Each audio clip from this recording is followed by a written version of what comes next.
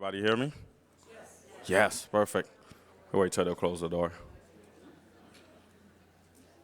One last one.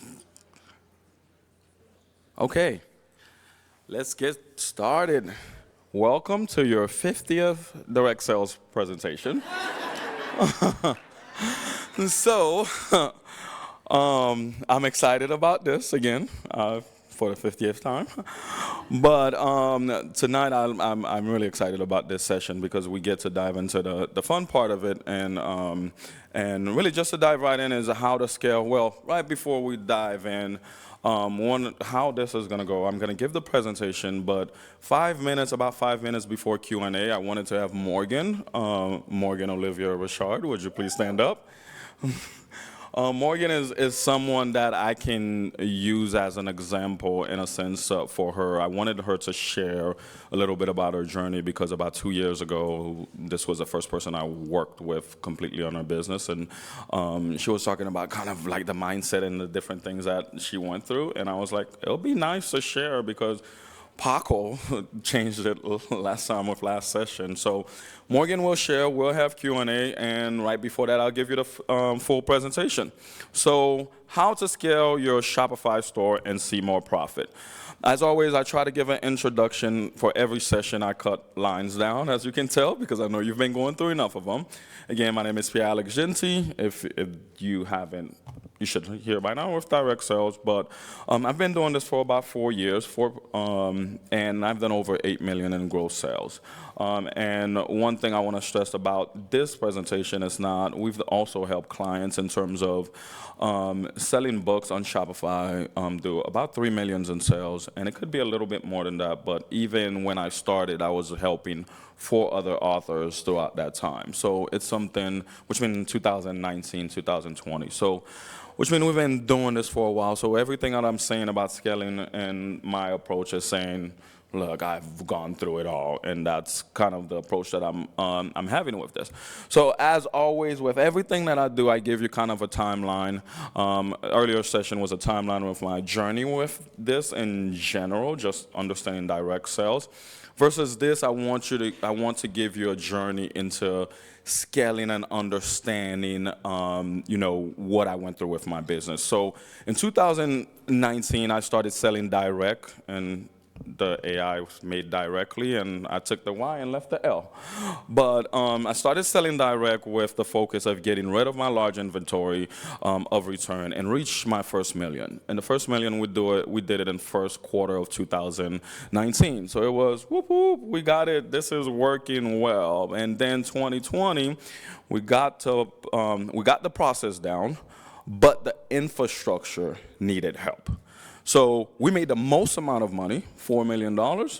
We also ran into the most amount of problems because what you learn is that it wasn't just about selling one book or selling bundles, or it was, again, if you've heard me talk before, you hear that I talk about mindset and also the idea of growing business. So what I realized is that even though I knew how to use Shopify and I knew how to sell books, we did not have the proper infrastructure. We did not have it for fulfillment. Even then, we were using warehousing, which a lot of you here will not be using because you have print on demand and you have ebooks. You have all of those options that I did not have. But we came from printing on a printer. I had to have 7 people in our warehouse, 2 printing labels all day because we were doing like 800 orders a day, and orders taking forever, versus now, one person in the warehouse could do 800 orders a day because we have the machine quick. So what I'm saying is, although in 2020 was the most successful year for us, for me, it was the biggest failure. Not failure, but it was the best opportunity to learn and succeed better. So in 2021, we faced what we call iOS 14 issues. And Naomi knows, not anyone who been selling in direct sell long enough, you're like, Facebook just killed everything that we've been learning. And as bad as this sound, iOS 14 was the cursing and a blessing. Because when iOS 14 happened, it came to a part where I thought, I need to throw more money at this. Like we're spending, from 100 to 200 grand on Facebook ads. You don't have to do that. That was us scaling. But when we're doing that type of volume, we realize, hey, it was good, but it was easy. And by easy, it was you plug just one ad and make it happen. I didn't have strategy, infrastructure, or the proper things to build a business. So when iOS 14 started too, we ended up in a good cycle of debt.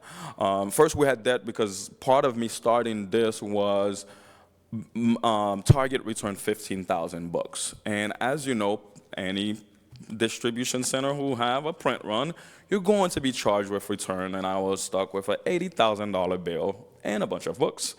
So that set me down to say, okay, what do I need to know to pretty much set this up successfully and make sure I build it long term. And that's why I'm always talking about longevity and the importance of this, and that's what this presentation will dive into a lot more. So but one of the things we learn is we start looking at a flywheel and overall business performance.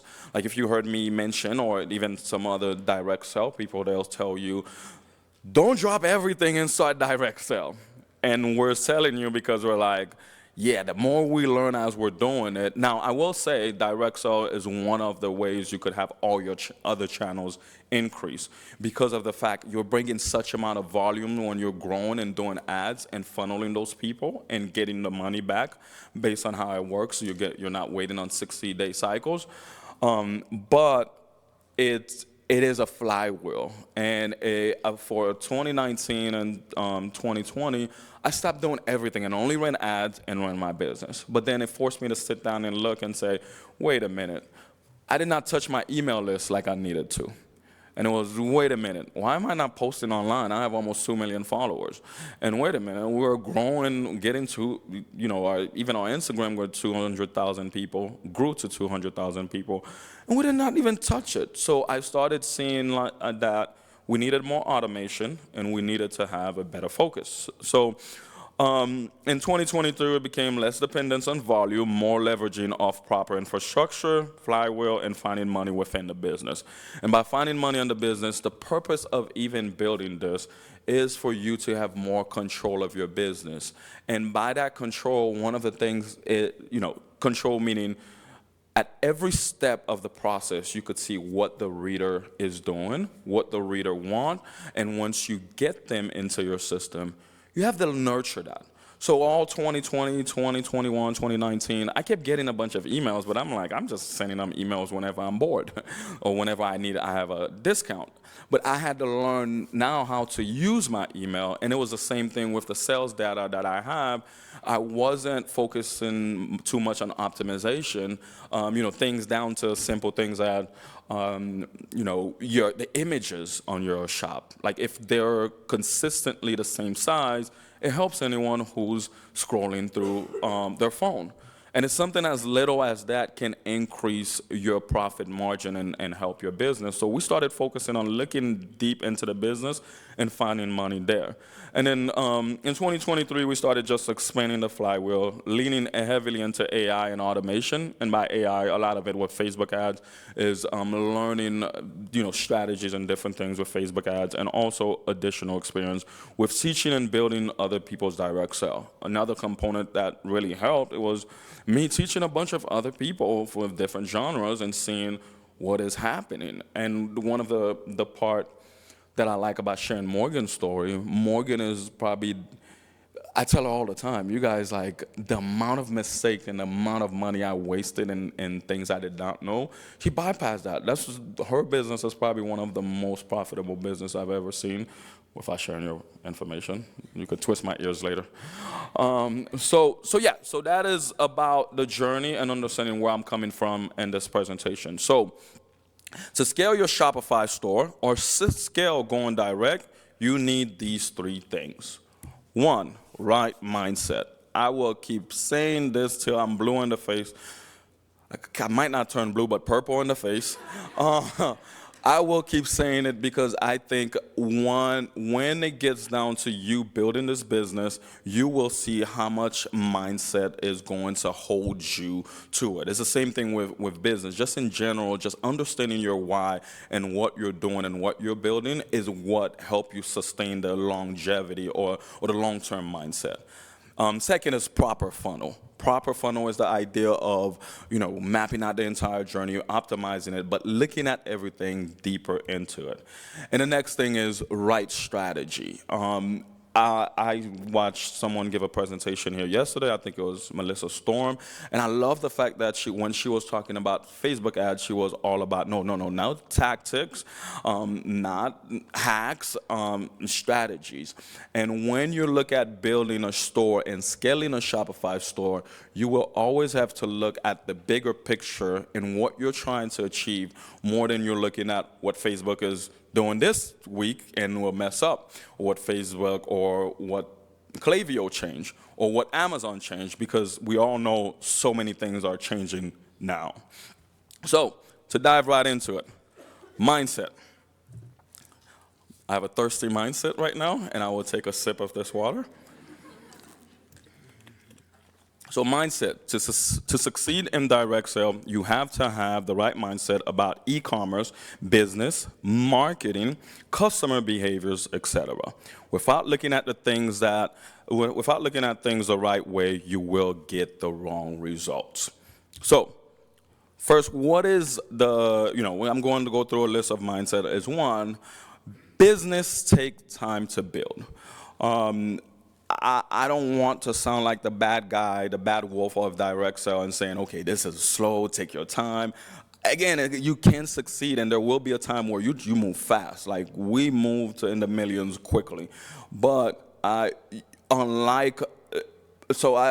one of our accelerator group, someone mentioned, like, authors, it can be hard for them to have the business mindset because one of the things that they're one of the group of people who sometimes they get paid before they actually do the product or create the product. And it's true because I've had traditional publishing deals. I've touched the money before I've ever created it. And authors have been some of the group of people that I see, they think you could just create something, don't necessarily care about the quality of it or really assess the quality of it and just say, I wrote a book, it's time to sell it, and now I want it to grow, and I want to be like everyone else making millions. And I want to let you know that's not how most businesses work. Most businesses, you start it takes a little bit of time, you lose money, you learn, you fail, you succeed, you fail, you succeed, you fail, you adjust, and it's all a process of optimization. And the next thing is that businesses run on more than sales. So, and I'm going to pair it with the next thing is, one of the key components of this is as you switch to going to direct sales and doing Shopify, the transaction is step one. If you've ever given like a free book and you captured people's email, you don't give them the free book and then grab the email and say, that's it. No, it's a start for you to nurture them and get sales. And how you have to look at this from a higher level is that every time someone make a purchase on your website, now they become the ideal person now to start taking your time to see, you're my reader, you spent money on me, how can I get you to spend more? What do you need? What does this book mean to you? What are the key things that grab you in the marketing? What are you saying on the ads? There are so many points that once you get to focus on the buyers or the readers, you'll notice what they are teaching you. And if you treat every transaction as if something that happens and then now on to the next one, your business will have a tough time lasting longer because that's in the other part. So I went ahead of myself this one. But I'll get to it later. But tips and tricks and hacks are not marketing strategies. And what I mean by that is that the biggest lesson I learned in the last 4 years is that I used to think that Facebook ads or ads in general is a stable part of your business because as long as you get it to bring a consistent flow of people, it's stable. But that's where a lot of volatility happened. iOS 14, none of us was prepared for it. I was making, $300, $400, $500 grand a month to 200 grand, still spending the same amount. I was like, what the heck? Facebook and TikTok and any platform that you use, they're changing for the user and they don't think about your business at all. So if you think this is the most stable part of your business, you're going to be in for a weird awakening or rude awakening. So you want to focus on what is your overall strategy, which could be Facebook is for the purpose of acquisition only, or Facebook is a lead magnet. And to me, I merge all of them at once, but you have to see what is the best angle possible. Now, although I'm someone who doesn't do free books, but I know someone who target an audience of people who are limited financially, and they give a free ebook, but right after that, they find a way to successfully, continuously sell to people on there. Whether I agree with it does not matter, is whether does it work or not, because this person has a strategy, and they're looking at the data, the best way to use it. So the other thing is that businesses thrive better using a flywheel. And what I mean by a flywheel is having multiple things happening at once. It's not just we sell on Shopify, we sell on Amazon, I still have books in bookstores. All of that is happening. And if you keep increasing what you are doing direct, you will see all of those increase as well, but you have to remember to nurture them. Because me forgetting to water my beautiful other pieces of my business really cost me, and now we're starting to see, again, by doing those things, how useful and beneficial that it is. The next thing is customer retention is key to many businesses' survival. A lot of people talk about getting new customers, but no one talk about how do you keep them and how do you make money from them. And I think the success of you going direct and selling on Shopify is going to be, yes, I'm going to get a bunch of people through Facebook ads, but why am I collecting their data for? And how do I use it? I teach an accelerator, and recently the thing that they hear a lot is like, if your business is born, good. Leave the ads alone, go work on your business. And a lot of people didn't understand that at first, and kind of the idea was, if your ad's working, leave it alone. Facebook is as smart as can be. Facebook has a pixel on every website. They know everything that you do. They know when you sleep. They know everything, literally everything. I always make this joke that I'm like, if you're in the normal world, it's like it's spying, but if you're a marketer, it's data. So same thing. So part of it is when you learn that, to find ways to make money in your business, optimizing your e-commerce funnel, maybe your email funnel, you then start to see what it takes for success. But customer retention is really going to be the key.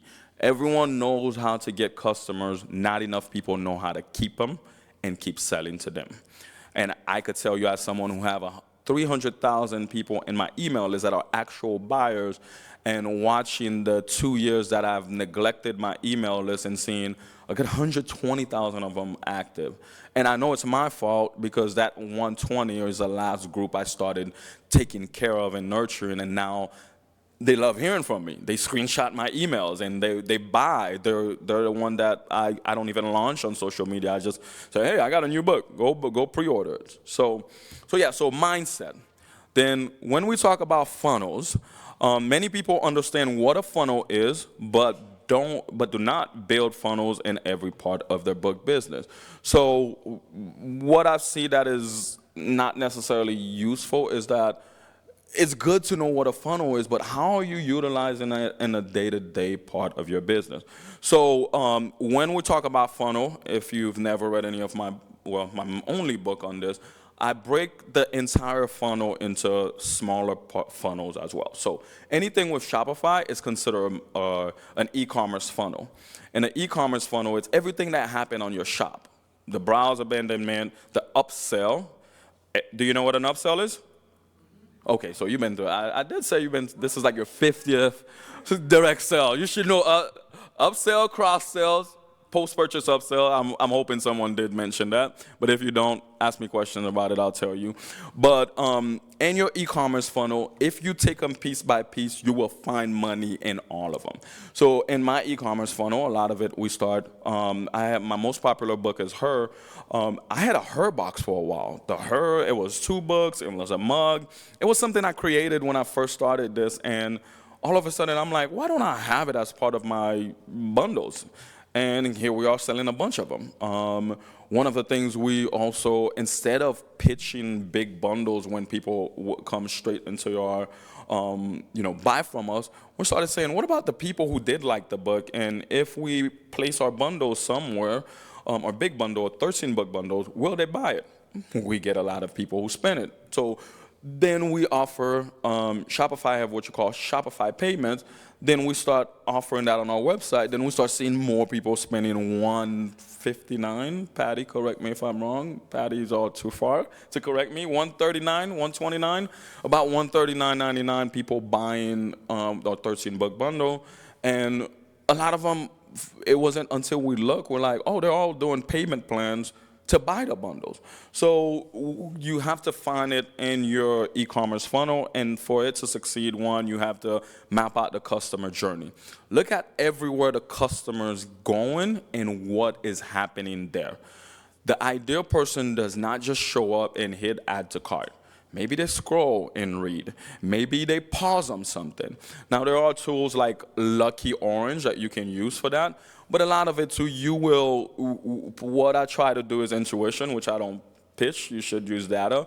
But intuition a lot is I will look and see and think to myself, or, sometimes I will ask people questions of like, when you're scrolling through this, like, what would you do? I sit on my website and scroll and like, okay, pop-ups, annoying, move it. Oh, too many bundles here. Or you kind of walk.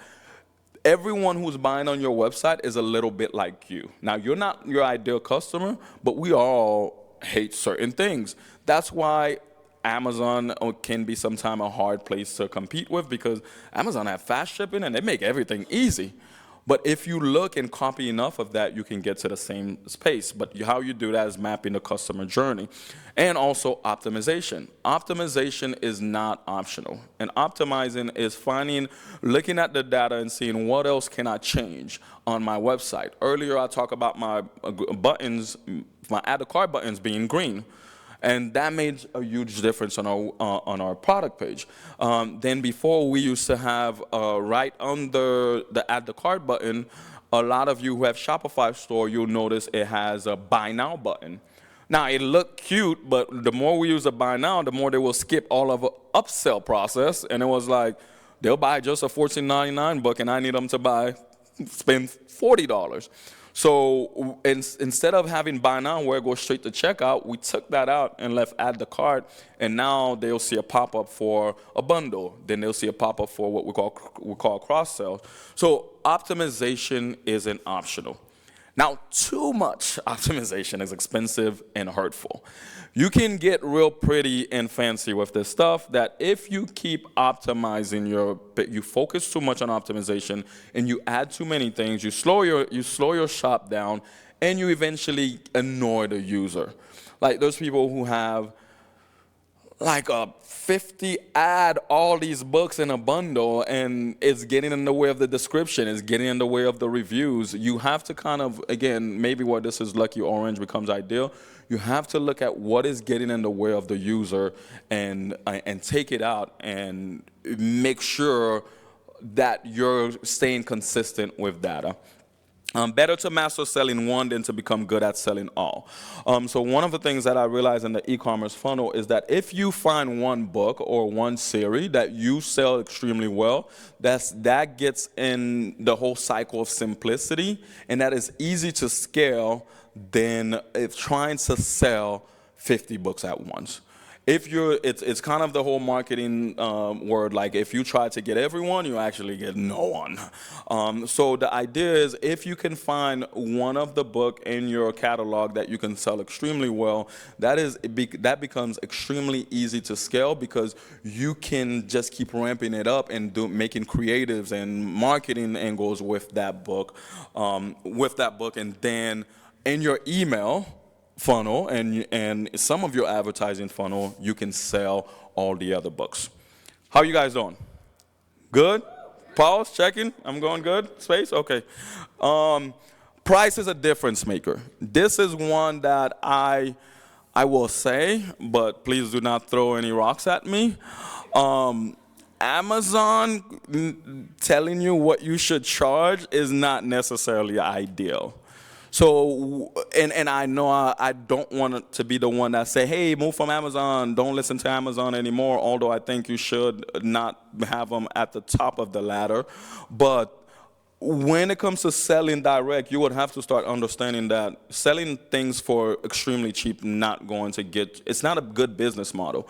So you're trying to sell a 99 cents book on a platform where it's going to cost you $5, $6, $7, $10, $20 to sell something is not going to be ideal. So one of the things that I say is look at prices. So when you open your business, you have to look at what everyone else is charging, but you also have to look at what can you charge for you to make income, to bring in revenue and be profitable. So for me, I charge $9.99 for ebooks, and I convince some fiction authors to charge $9.99 for ebooks, and they sell them.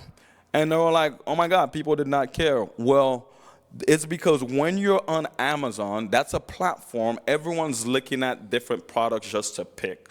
When they go to your shop, they're now coming into a place where they're entering your store and you create the rules.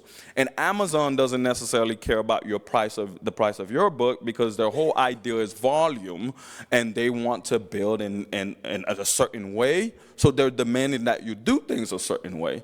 And I think one of the things that will change in the mindset for a lot of authors is understanding that you want to get paid for what you do and you want to get paid the right amount. And I've seen people pay $29.99 for a book in which I sell. I've paid $100 for a book. Once you get people to see the value in what you're doing, they will support your writing. But you can't keep shooting yourself in the foot because where a lot of people will fail in direct is selling stuff for extremely cheap and trying to work a business model around that. Versus like all 2021 when I learned this and we upped our prices.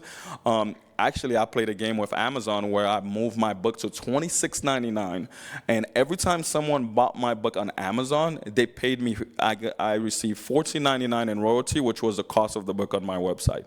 And I ran that for a long period of time simply because I wanted to see how. I ran it for a year. How you can make such a difference because it's your product and some people see that they need it. You do not have to settle. But it's one I think is going to take another 4 years so everyone's like, okay, we believe it. Average order value, which you probably have heard of. Every time someone comes to your website and they buy something, try to get them to buy more than one. I do see a lot of, when it comes to keeping the value of your product and also seeing good success with it, I've seen anything from 2 to 3 books work. For fiction, I've recommended that and seen that work, but I know there's some people who push in a bit more. But I really think I stick to this McDonald's concept and see many bigger businesses do it, is that, start burger, fries, and a drink. If you start at least with that, it's okay. Then you still could sell a sundae, a latte, or anything else. But if you start there, you do not give them too much or you do not give them too little. And I've seen that's been the balance that we've seen around the e-commerce funnel. Lifetime value must be the goal, which is the last one. Everyone who comes into your store, you have to see how much money can I make off this person. And ideally, my 13-book bundle, I know that's where I could make $129, $159, or depending on where we change the price. And that's what I base my business on, meaning every time I'm selling my books and I see someone making that purchase, I know I can eventually make $150 from you, and that's my long-term goal. And we even classify the people who've already reached it. So if you look at that, then you do not necessarily have to build a business where every time on the front end you're trying to make some miracle happen. You just get real good on the back end of optimizing and doing the things to find money in your business. Does that make sense? Give me a yeah? Okay, good. Advertising funnel. Again, you're going to have to map out your customer journey, which we talk about, knowing every step they go through. And with Facebook, it's a bit easy. It's not just you running the ads and that's it. When someone click on your post, when they share a post, everyone, they interact with your reels. Even sometimes they feed them from your TikTok. Anything someone does online with your business page, it becomes part of the funnel, especially now with AI. They get caught up in a cycle. I recently clicked on one fiction ad, and that's all I've been seeing lately, just fiction bundles. That's been the only thing I've been seeing. Well, that's because now I'm caught up in a cycle or a funnel, and the more it's happening, the more I'm more likely to buy, and you have to understand the journey through that. So testing is needed, but in moderation. Some authors, we get too caught up in testing. We test so much that we test the thing to death, and we're always trying to find a lot of new ads. I've been running the same ads for the last 3 years, and I was glad I worked with another author who gave a direct sale presentation, and she's like, yeah, I've been running the same ads since January. What happens is ultimately once you test, you have one good ad, you could run it long. You could bring other ads against it, but it can last extremely long. It's the least optimization aspect of the funnel. When I say that, some people are like, no. Really, Facebook do all the heavy lifting, and more they're getting smarter. And I'm looking at my time is red here, so I have to get faster. Acquisition is the intent. It is the key here. Always think about getting customers. You're no longer an author. You're a business, and business thrive on sale. You need to make sales every day, and you need to get as close to being profitable as possible. Build layers once stability is established. Stability is finding where you have enough things set up on your Shopify, you're making the right amount of money, and you have all your other funnels set up. Then you can scale. Morgan was one of the people where we run the same ad for the same ads groups for I think about 5 months, and we're like, okay, we could come from spending $500 a day to $1,600 a day. Because at stability, if you build it right, or $2,000 a day, at stability, once you build it right, you can then scale, and now it's less likely to be interrupted because you have the right mindset and the right focus. Machine learning yield more returns than human hacking, and this is talking about Facebook ads. I'm liking the fact that they're talking about the broad and the targeting. Facebook, someone said the interest targeting isn't essentially going away, but I highly disagree, because if you look on your dashboard, they're telling you every time something is being taken off. What the Facebook end goal is, which a lot of them, they try to feed this a lot to me, is that they want to just group things and let AI do it. And there may be some interest, but interest is not as useful as possible. And I have a theory that them launching Threads is the only thing that's probably going to help interest a lot, because Threads was not just a move for a new app. It was, how can we track you better in your words that you're saying? So then the email funnel, once again, map out the customer journey. Sales recovery must take place. When someone comes to your website, you want to have a abandoned cart flow, abandoned checkout flow. And the difference between it, if someone adds a cart and they leave your website, they should be receiving emails. If they started checkout and they did not finish the checkout, they should be receiving emails. The difference between the two is one person was interested in the product, one person almost purchased it, and something stopped them. And for us, a lot of us, it was shipping. Sometimes it's price. Sometimes it's them not understanding how they're going to get the book. So there's multiple things that could lead to that. Personalize your message when it comes to email. Do not just throw emails out there. Do not say, hey, Pierre said I have to throw emails like some of the people that I know. Just find a way to communicate with your audience, because now you're fighting for their data. You want to build a community around them. And then it's nurture, sell, nurture, sell. Don't just sell. Sell, talk to them, sell, talk to them, and sell. Establish a pattern of consistency. Get consistent with your email. Strategy. Without strategy, a direct sale experience will be a constant act of throwing spaghetti on the wall every step of the funnel to see what sticks. I'm missing a word here. Everything ought to be a piece of your strategy. Everything you do is part of the overall picture. Strategy is how all the pieces come together. Business strategies are not the same as author strategies. You guys get that? Start with an end goal to build an effective strategy. The end goal concept is it's good because if I know everyone who come into my business, the goal is to get them to spend $150, then if they come in the first time they spend $14.99, I'm not really afraid by that. I just need to get better to get them to $150 instead of trying to say, how do I work from the $14.99? And I thought this was hard, but the last 2 years we've worked at it, we've gotten way more consistent at getting people to increase their average order value and just get to that bundle. So for instance, a strategy is, I know I need everyone to buy the 13 books. For Black Friday, I'm not giving anyone 50% discount. I'm selling my bundle for a smaller discount, where now, even if you've already purchased book 1, you still have a 13-book bundle that you're buying. The 30% discount must be probably take $15, let's say $30 to $20 or something off. But you already paid that for the first book, so technically I didn't lose that. So that's what I mean about thinking about strategies. Delegation is a strategy. One of the things you'll learn is to delegate. That's one thing I hope Morgan do touch before I get. Part of it, authors like to wear a lot of the hats. As you're growing this, sometime in your weak points, find someone who know better, learn from someone, delegate. The best thing Morgan did in her business, for me, from my perspective, was she used to do all her fulfillment, and she called us one time, was like, would you take our fulfillment? And we're like, yes. And now, in our warehouse, UPS shows up, and instead of her sitting at the post office for hours and not doing the things she should be doing in her business. And just this last slide with 7 minutes left, merge your shop and landing page to avoid splitting different groups. Earlier I gave a talk how there's a group that go to landing page, there's a group that go to product page. There are ways that, especially using an app named Zipify, you could merge those. The more you can keep the customer experience in one place, the better it is. Name bundles and these are some randoms that I thought I'll throw. If you ask me for more, I'll have some. But name bundles according to the topic rather than the book and series title.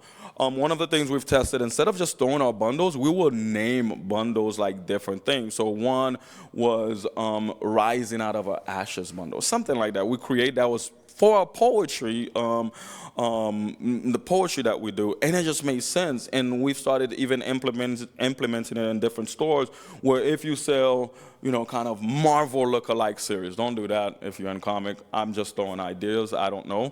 But kind of get to the idea when the customers see it, they think they're getting this, and this does something.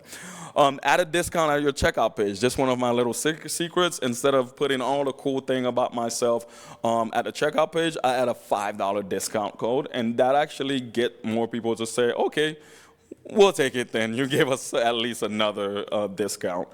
Utilize videos to bring more visitors.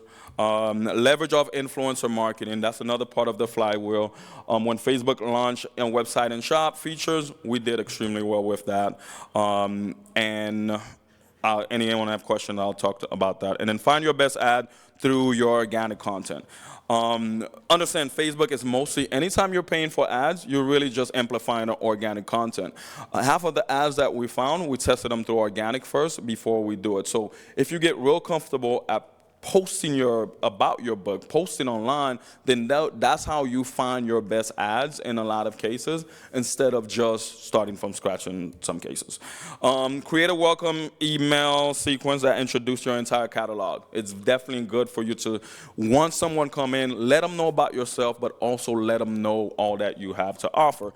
And it's time for Q&A. I posted the link for my bookstore, where you can buy some of the Shopify course that I have and just different things I offer. And also here, oops, sorry, I didn't mean to go fast, I'll come back.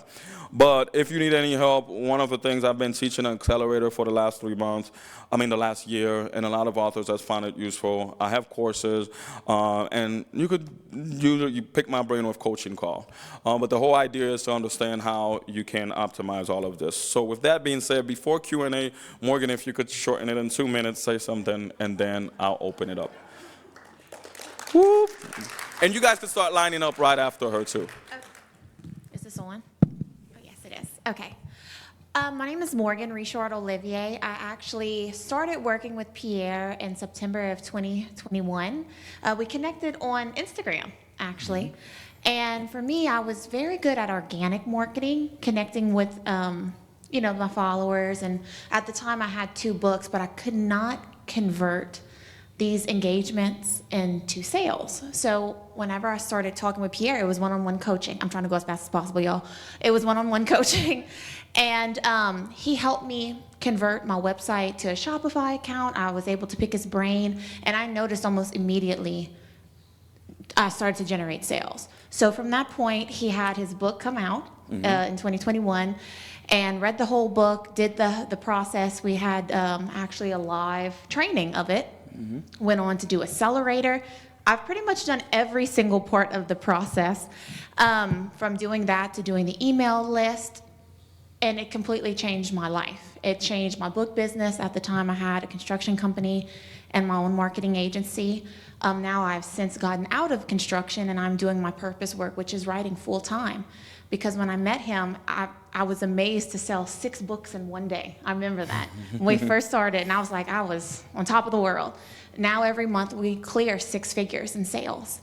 And I could not have done that without him. And he not only taught me how to run a successful book business, but he changed my mindset as a creator, as an author, and someone not only selling books, but creating a community and a safe space for people. So I know you guys have questions, but I just have to say, from mindset coaching, from teaching me, of course, about funnels, marketing, engagement, things of that nature, trusting him and following his coaching has completely changed everything for me. And I tell that to authors: if you can find someone that could see not only your gift and your potential, but you can trust to help you and walk through the tools, it will change your life. So I have so much respect. What was the most important thing in your business that changed your business? Even doesn't involve me, but what is something you could leave the audience that say, this was the one thing that helped me with my business?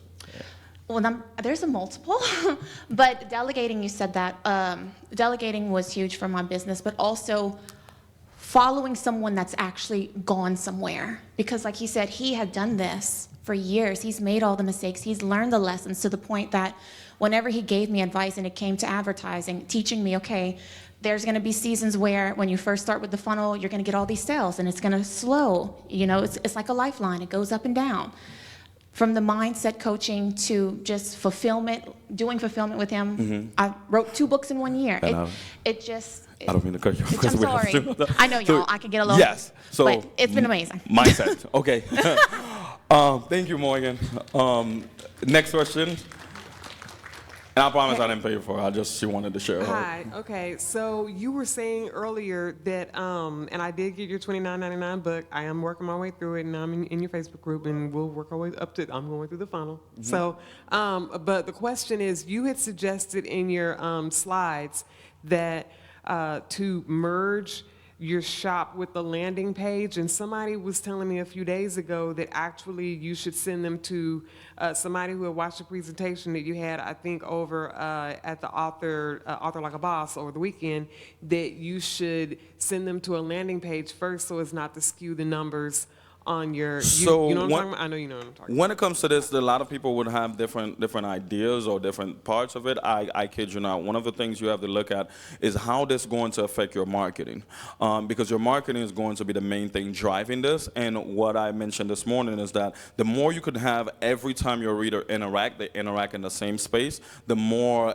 Klaviyo, which is an email marketing, learned that, okay, they get more information, they collect more data on the user. The more Facebook has more data on the user. So you can have a designated landing page on the Shopify without ever leaving, and it could have some of the same tool. But there are some better landing page platforms there, but that's where you think about strategy. How can I have people just consistently interacting in the same place, and that's how I find useful. So I would definitely merge them. And also, too, I'll be waiting here because you could still ask questions. I'll be waiting here for those questions because I did notice I'll take a little bit more time. But real quick, real quick. Okay, I will be standing right here for anyone who have any questions. But thank you.